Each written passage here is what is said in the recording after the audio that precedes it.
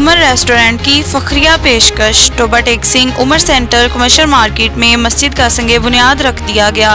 اس موقع پر chief executive عمر centre commercial market Rana امجد علی نے market میں قرآن دازی کروائی، جس میں پہلے 20 خریداروں کو 2 عدد موٹر سائیکلز بذریعہ قرآن دازی دیے گئے۔ اس موقع پر عمر سینٹر کمرشل مارکیٹ کے چیف ایگزیکٹو نے آنے والے معزز مہمانوں کے لیے وسیع افطار دسترخوان کا بھی اہتمام کیا۔